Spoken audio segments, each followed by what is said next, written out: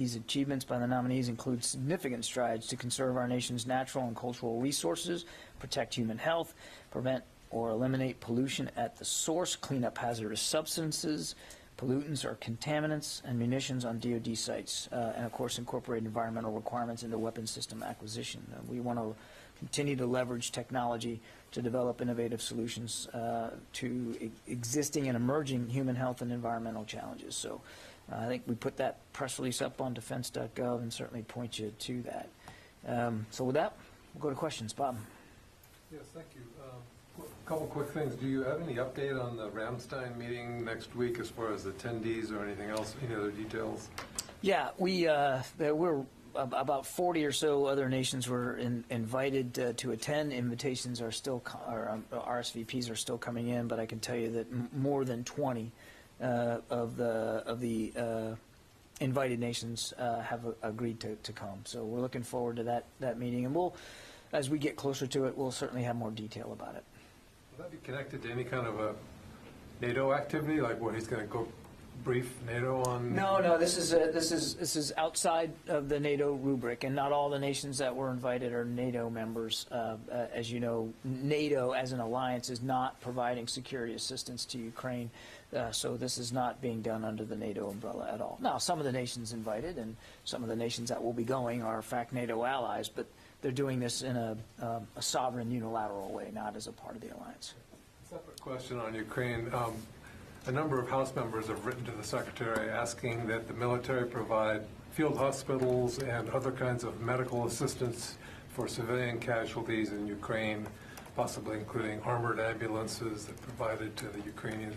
Is the Pentagon working on any of that sort of thing? No, I think we're just now in receipt of the letter. There's, I have no plans to speak to regarding that. We will obviously will digest the letter from these members of Congress, certainly take it seriously and respond appropriately, but I don't have any plans to speak to at this time. You know, we do still have members of the 82nd Airborne in Poland. There has not been a massive need for them in terms of helping American refugees, but that's obviously, if there would be additional support that we could provide for humanitarian assistance, it would be something that we would do absolutely in lockstep with the Polish government. I mean, it's their country, so we want to be talking to the host nation about what they thought the needs would be, and make sure that whatever we're doing is in support of what they're doing to support so many refugees. So it hasn't been yet considered or ruled out, or there's no planning going on at the Pentagon right now to set up field hospitals. Again, we'll take seriously the suggestions and the recommendations by members of Congress on everything. We always do.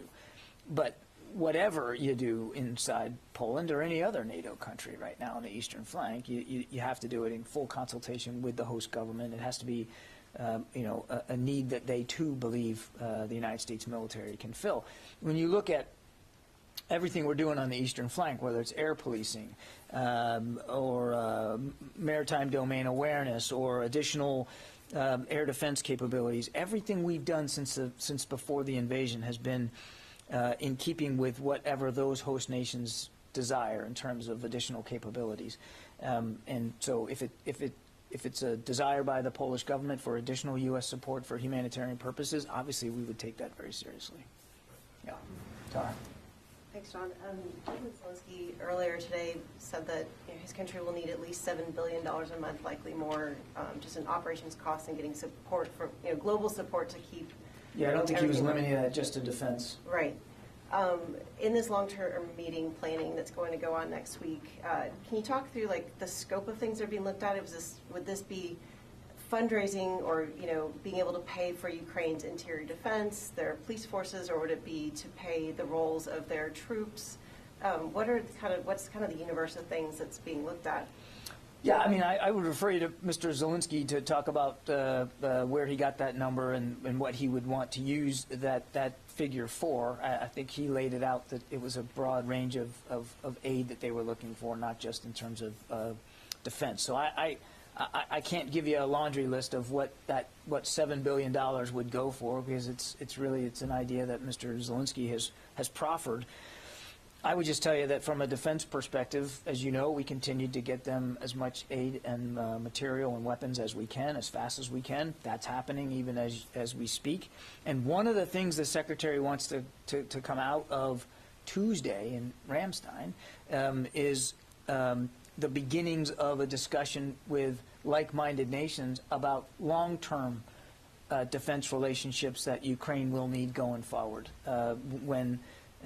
Obviously, we want to talk about what's going on now. We certainly want to hear from from Ukraine and from other nations about what they're doing in terms of immediate defense assistance and how that might change as the fighting there changes. But I think he also wants to take a longer, larger view of the defense relationships that Ukraine will need to have going forward when the war is over. And so well, we don't know. That's why we want to have the meeting. We don't know. He's not going into this meeting on Tuesday, with a preset list of things that he thinks we have to drive to. He wants to hear from allies and partners and from the Ukrainians themselves about what they're doing and what they will need going forward. That's why we're calling it a consultative group, so we can actually consult. But we're not going into this with a pre-cooked set of endings here.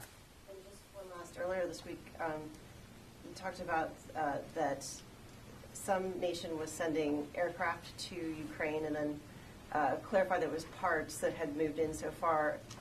Where does that stand now? Has Ukraine actually received aircraft from any other nations? I'm not aware that they've received whole operable aircraft from any nation at this time.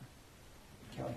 I have one other, but I was going to follow up on Bob's first question about the letter from members of Congress. They also asked about providing Ukraine with armored ambulances, as well as taking some of the sick and wounded to the U.S. military Langston Regional Hospital in Western Germany. Are those other options? Again, I have no planning to speak to with respect to field medical assistance inside Poland. We will continue to talk to the Poles about how and whether American troops in Poland can be useful in other ways than they already are. And we're certainly open to having those discussions, but I don't have anything more specific on this letter to talk to today. Okay. And then just wanted to ask you on the reports of the up to 10 sailors who have died on the USS George Washington, some by apparent suicide. Can you explain in any way why there appears to be a cluster of suicides off one dock ship, and some members of Congress say the military isn't doing enough to stop these deaths? So is the department trying to do Well, this? I'm not going to get ahead of the Navy and their investigative efforts on these deaths aboard the USS George Washington. I refer you to the Navy to speak to what they're learning, if they can even share that with you right now. Stepping back a little bit, as we talked about yesterday, suicide is a significant concern inside the department. It certainly is a concern for Secretary Austin. You've heard him say many times that mental health is health, period, and that's how he wants the department to look at this. And obviously, we wouldn't have stood up this independent review commission for suicide prevention if we didn't really believe that we've got more work to do. Clearly, we have more work to do. And we know that. And this is a very complex problem. And there's not going to be one single solution that can fix it all. And that's the other thing that we're learning in talking to experts outside the lifelines lifelines of the department that you have to be a little humble going into this. So we've got this IRC stood up. We're looking forward to getting it manned and actually populated with experts, and then we'll continue to move out on that. Could there be more deaths? Or you're watching the investigation take place? Could there be more deaths on the ship? I mean, I don't know how anybody could answer that question. I don't know. I mean, we obviously don't want there to be. Of course not. Regardless of how these sailors have died, no, we don't want to see any sailor harmed or hurt or lose their life, period, regardless of what the cause is. But I can tell you that the Navy's taken this very seriously. Navy leadership has taken this very seriously, and they're looking at what has happened on the George Washington and trying to better understand it. And I know that they, again, I'm not going to get ahead of their investigation, but I know that they're they're taking the issue of these losses on the GW very, very seriously. Yeah. Anybody over here? Yeah. Excellent, from Reuters. Are you sure? Are you? I'm sure now. So let's talk about money for a second. The government has $3.5 billion earmarked for replenishing U.S. stocks that have gone to Ukraine. Where are we barometrically on burning through that, number one? And then second, presidential drawdown authority. The president said yesterday he's almost out of it. What's the magnitude being contemplated for the next ask for presidential drawdown authority? I'm not going to get ahead of decisions that haven't been made. Mike from Reuters. But we are, as the president said, we are reaching near the end of current authorities, and we've also made very clear that we'd be willing and interested in having a discussion with Congress moving forward should there be the need for more. I mean, we're going to continue to support Ukraine as best we can, as fast as we can. I don't have any additional contracting information to give you on the $300 million. Right now, the only contracts that have been put out of that are the Puma UAVs, but we're working very hard, as I said yesterday, to get the other ones actuated. Okay. Yeah. John, a fire at a Russian military research facility killed 6 people and injured dozens of others. Do we know what Russia might have been doing at that facility and what could have caused that fire? I don't, and I don't have any updates on the actual fire itself. No. Laura, welcome back. Thank you. Good to see you. I just wanted to get a little more clarity on this Phoenix Ghost drone from yesterday. Can you tell us specifically, is this drone that's going to Ukraine, has it been tailored for the Ukraine fight? And did the Pentagon accelerate the development of this drone for Ukraine? It was already under development by the U.S. Air Force, and the kinds of capabilities that we were developing it for happened to be very appropriate to the kind of fighting that we anticipate is going to go on in the Donbass region. And so it was again under development, but well suited to what Ukraine's requirements are now. As we talk to the Ukrainians and they tell us, here's what we really need for what we think the Russians are going to do, and the kind of terrain and the kind of capabilities we want our units to have, we realize that in this particular system we could meet some of those needs. And again, I'm not going to get into the details and the specifications of it. But it was already under development. Capabilities are already being conceived by the Air Force and the contractor as we were working on this. And we realized that it absolutely fit very well the kinds of needs, some of the needs, not all, some of the needs that the Ukrainians had. Was it accelerated? Was it pulled forward for this fight? It wasn't pulled forward for the fight, but we are going to work hard. The development, the capabilities have not been pulled forward because of this particular fight. We haven't adapted that, but we are certainly going to move very quickly to get them the 121 that were authorized in this latest package. I mean, so we're going to accelerate the delivery, getting them there. It will probably, try that again.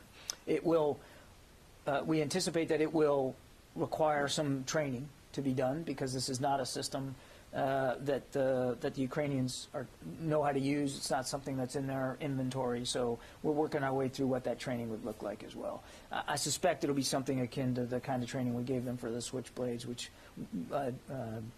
didn't have to take too long.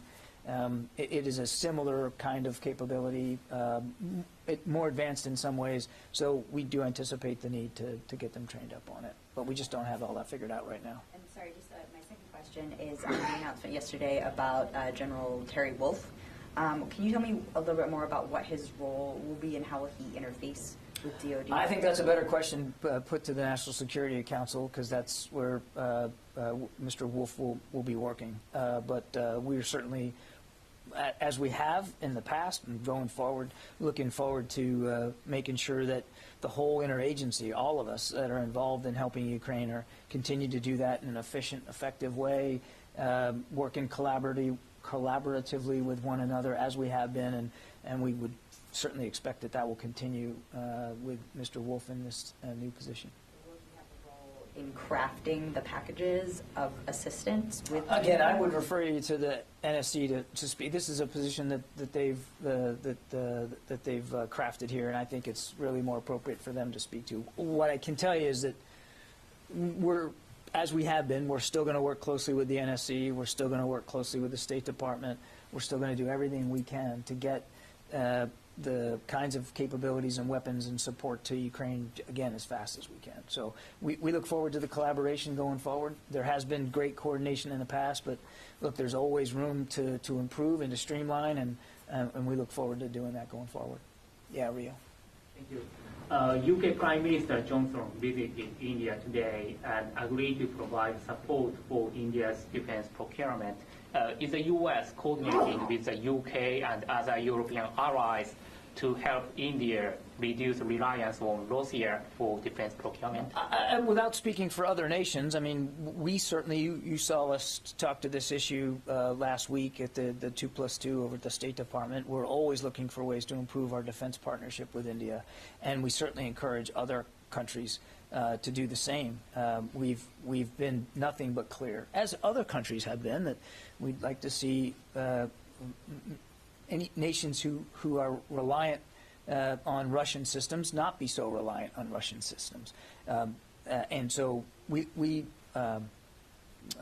welcome the UK's efforts here, and they're very much aligned with what we're doing. Yeah. A separate question.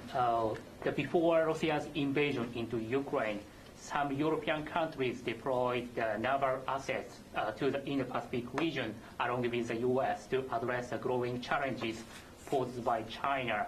Are you concerned that Russia's invasion could reduce Europe's ability to allocate the military assets to Asia? No. No. China remains the pacing challenge for the department. And even as we are bolstering NATO's eastern flank with our own capabilities, even as we are continuing to flow defense articles, weapons and systems to Ukraine, we still have a significant amount of effort and energy applied to the challenges in the Indo-Pacific, and other nations do too. We are a big enough military, we are powerful enough, we are spread out enough, we are organized well to be able to handle both the pacing challenge of China and what we have described in our national defense strategy as the acute threat that Russia poses. Matt. Thanks, John. I want to check back in on Russia's nuclear posture. Has the U.S. at this point seen any indications that they have raised their alert level or readiness levels of their nuclear forces since Putin said indicated as much several months ago? And secondly, how confident are you that the U.S. would see signs of such an elevation? We monitor this very, very closely every day. We would never boast that we have perfect visibility on everything that Russia does or decides to do with its posture, be that conventional or unconventional.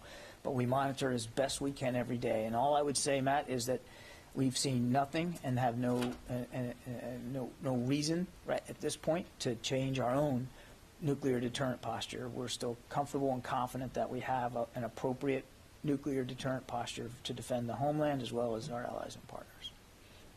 Sylvie. Thank you.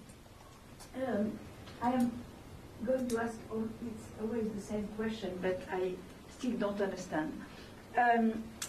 With all the new weapons that the West has been giving and is going to give soon to the Ukrainians, the tanks, the artillery, everything, do you assess that the Ukraine military is now has now the capacity to completely push the Russians out of the country, not out of the new zones that they. But that's where they are. So, I mean, they're in the east and they're in the south, and so that's the only push them out. That's the only places that they are.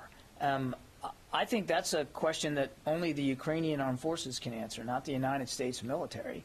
What I can tell you is that we, in keeping with another 30-plus nations, are doing everything we can to give them the tools that they need to defend themselves and to push the Russians out. I mean, but As for what their goals are on any given day, I mean, that's for them to speak to. And what their capabilities are in this part of the country or in that part of the country, that's something that they should speak to, not the United States military.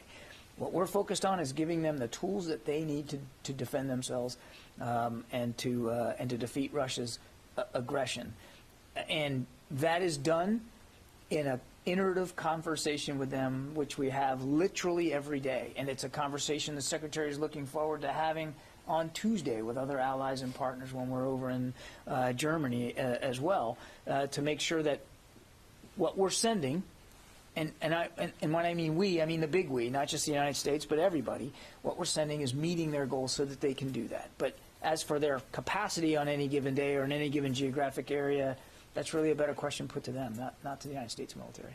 Yeah. Hi, Elizabeth Fox. CISA had a warning earlier this week that the U.S. and other countries are under an increased cyber threat from Russia. Can you just speak to what the U.S. has done for itself since the Russian invasion to bolster its own cyber defenses and how it's helped Ukraine bolster theirs? Yeah, I'm actually not going to be very satisfying here. We are mindful of the cyber threat that Russia poses every single day. And every single day from a variety of actors around the world, our cyber architecture gets attacked. We factor that in every day. And cyber resilience is not a static thing. You don't just finally achieve it and then can sit back. You've got to constantly modify your posture in cyberspace. And our experts at Cybercom are doing that, again, every day. I won't speak to specific attacks or specific protection measures that we have in place, but I can tell you we don't take it for granted, and it is something we're vigilant on every single day. How big of a concern is it? Very big concern. It has to be. We have seen what the Russians are capable of doing in cyberspace and what they and what in many cases they want to achieve, whether that's in malware, whether that's in hard cyber attacks, or whether it's in the spread of disinformation through social media in cyberspace in that way. They have proven that they have a certain agility in cyberspace. We want to make sure we're ahead of that, and we're working on it every day. Yeah. Bob? Take you back to the Ramstein meeting again. When you described it, I think you said it was to talk about the long-term defense relationship with Ukraine, including post-war. Mm-hmm. I'm wondering whether you're alluding to, in some respect, security guarantees for Ukraine, or are you simply talking about defense equipment, weaponry, and so forth, and training? It's really largely about modernizing and making sure their military is still potent and capable going forward. It's not about security guarantees. It's about their actual military posture.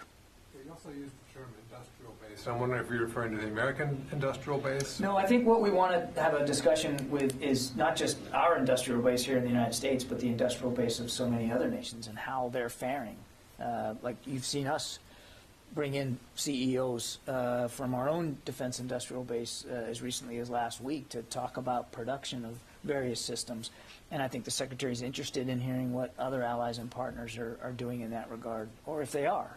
Will there be representatives from other? No, the invites are going out to ministers of defense and senior military leaders of these countries. Yeah. Thank you, John. Given that almost all U.S. military intelligence assessments regarding Russian invasion of Ukraine are happening now on the ground, do you have any assessment on how long this war will continue, months or years? And secondly, will the Russians focus more on annexation of the east of Ukraine rather than focusing on invading the whole country? Yeah, you made statements that Russians will focus on Donbas region and east and south of the Ukraine, but do you think that Russians have planned to annex this part like they did in 2015 to Crimea? Thank you. I don't think anybody can predict how long this is going to go on. What we have said is because the Russians are now concentrating their efforts in a smaller geographic area, an area that they have been fighting with Ukrainian armed forces now for 8 years and have been occupying illegally in many cases. We would expect that the fighting could be prolonged, I think is how we've described it. But I don't think we're able to put a fine point on that and give you a date on the calendar and say that's how long it's going to take. We don't anticipate that it's going to be over, in days or even just coming weeks. We think it potentially could go longer than that. Nobody wants to see that. The truth is, and I'm sure you're tired of me saying this, but it could end today. It could end now if Mr. Putin pulled his forces out and stopped this illegal invasion and sat down in good faith with Mr. Zelensky. Clearly, he has no intention of doing that. I understand it, but it doesn't mean it shouldn't still be said. The war could be over now. And I'm sorry, you had another question about, their intentions. Look, I've said from the very beginning, we're not going to be able to get inside Mr. Putin's head perfectly and know exactly what his long-term objectives are, or even his medium-term objectives. It's clear to us that he wants to focus on the East and the South. Again, particularly in the East, an area of Ukraine that he has been fighting with Ukrainian forces over. Now, whether his intention is to try to gobble that up and then sit down at the negotiating table and say, okay, I won, this is what I wanted all along, don't pay any attention to what I said about Ukrainian sovereignty and the capital city and the Zelensky government, this is what I really wanted, and that's the leverage he wants at the table. We just don't know. Or would you want to gobble that up so that you can then use that as staging areas for further invasions more westerly into Ukraine and again try to threaten the capital city? We just don't know. What we do know is that they are focusing on the Donbass in the south. What we do know is that they are putting more enablers in there and they are adding more troops. Even over the last 24 hours, more troops have gone in. What we do know is that they are conducting offensive operations in the Donbass, and certainly they continue to bombard Mariupol. So that's what we know, and that's why we're focused on getting the Ukrainians the kinds of systems and capabilities that we believe, and more importantly, they believe, are going to be useful to them in that fight. That's actually ongoing right now. Courtney. Just one more on the meeting next week in Germany. So it's. I know you said that there's a focus on what Ukraine's going to need, near term, far term, and everything. But is it possible that this could also lead to changes in the U.S. military posture in the region, i.e., potentially in this discussion with allies, there's a decision to send more U.S. troops into EUCOM or permanent basing? Like, could this actually have an impact on U.S. military footprint as well? That's not the purpose of the meeting. Again, I don't want to get ahead of discussions that haven't happened yet. We're not looking at this meeting as a posture discussion for U.S. posture on the continent. So I wouldn't anticipate muscle movements or decisions coming out of Tuesday with respect to U.S. posture. That said, we are constantly talking to allies and partners about posture on the eastern flank, because since before the invasion, we've been adding to that posture, and we're going to keep open the possibility that those kinds of discussions will continue. But I wouldn't look at this meeting as a decision meeting for that purpose. And then one more.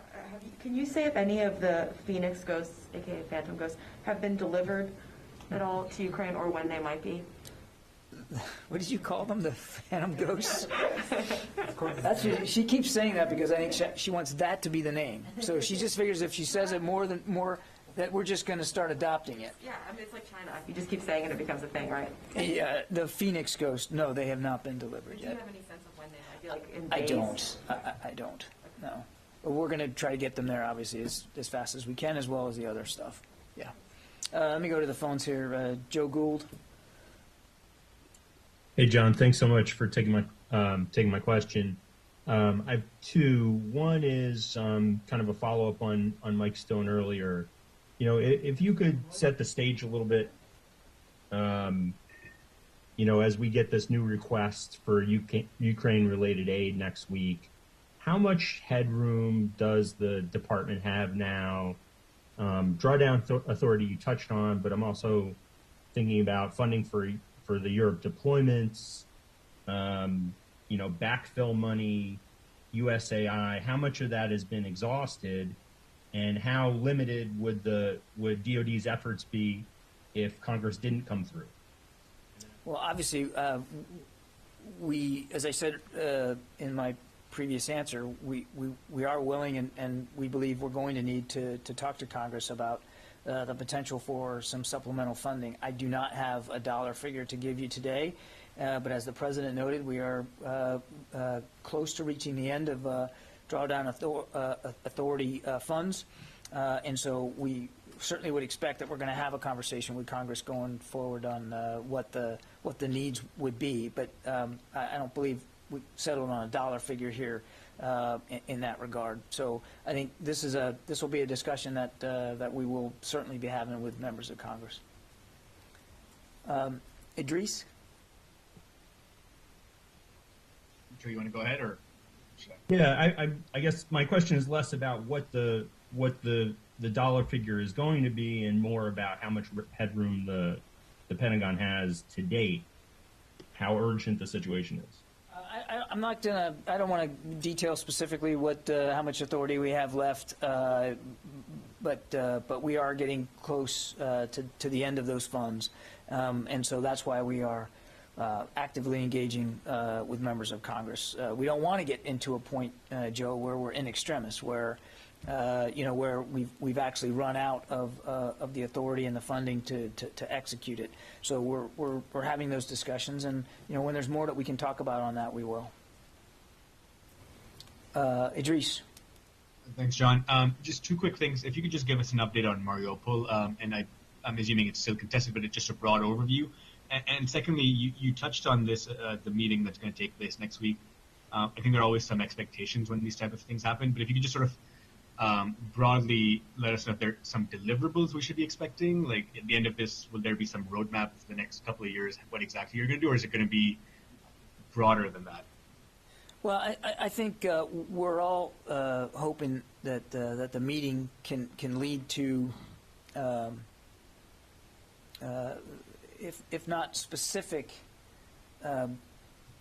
decisions, at least a framework for getting at specific decisions going forward. So I don't have any deliverables to preview, but I think the Secretary is very much looking forward to this discussion and to to being able to speak to all of you after that meeting about what he heard and what he learned.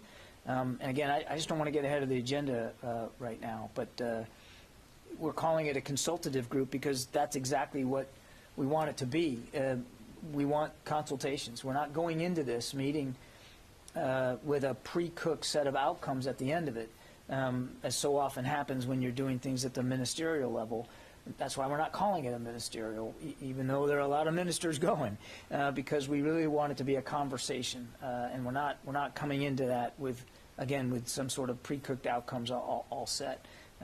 So let's have the discussion, let's have the meetings, let's have that conversation, and we'll see where we are on the other end of it.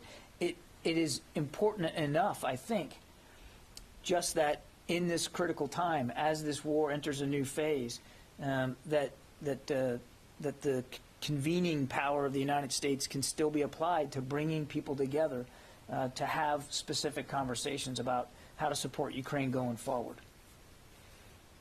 Let's see. John Ismay, New York Times. Yes. Can you offer anything on the Pentagon's continued acquisition of non-standard ammunition from Eastern European countries for Ukraine, and also whether any issues with insufficient supply of available quantities from those sources being at least in part behind the move to shipping more NATO standard weapons and ammunition to Ukraine? We do continue to work with allies and partners about non-standard ammunition, and almost every day there is ammunition going into Ukraine, and much of it is what we would consider, in the words you used, John, non-standard. In other words, not U.S. caliber, not U.S. Specific ammunition. We know how important that is. It's the lifeblood here for the Ukrainian armed forces. We don't talk a lot about small arms ammunition. It doesn't get the headlines. I understand that. But in every discussion we have with the Ukrainians, they talk about how important that is. And to date, the United States has helped coordinate and deliver more than 50 million rounds of small arms ammunition to Ukraine just since the invasion. And not all of that is U.S. caliber. Now, I couldn't break it down for you in exactly how much of that's non-standard, John, but we continue to talk to allies and partners about their inventories of non-standard ammunition and continue to try to get that flowed into Ukraine again as much as possible. So it's very much an active part of our discussions. It is still very much an active part of the deliveries that we're helping coordinate. And it is having a truly significant impact on the battlefield. They use that ammunition literally every day in defending their country. Yeah, Goyle.